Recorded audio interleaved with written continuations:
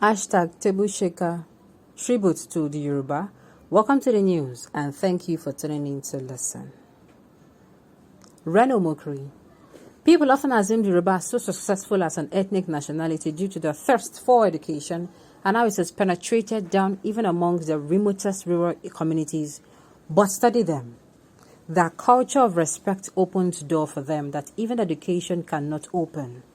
Diplomacy gives them supremacy.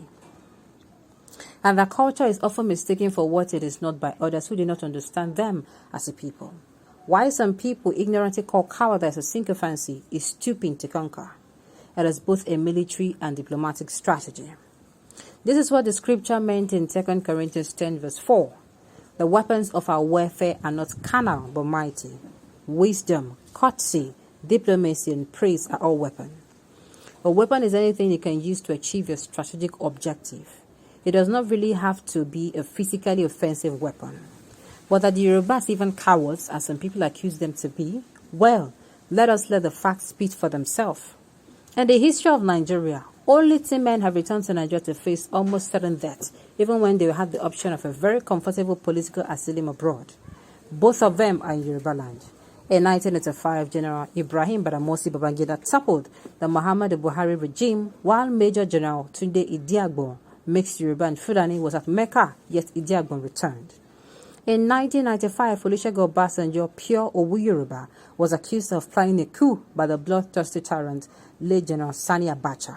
If you do not like that truthful description of Abacha, or if you believe that Abacha did not loot, you can go and join him where he is, while he was away in Copenhagen.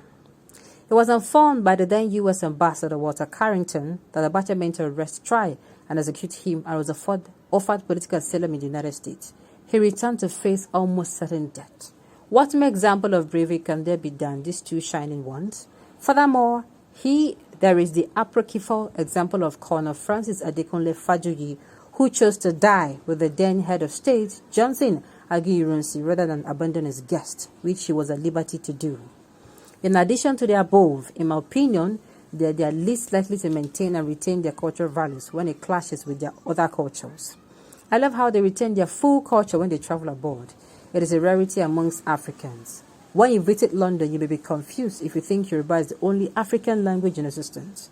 A Yoruba man can enter a quiet bus and receive a phone call and speak in Yoruba and will not feel embarrassed.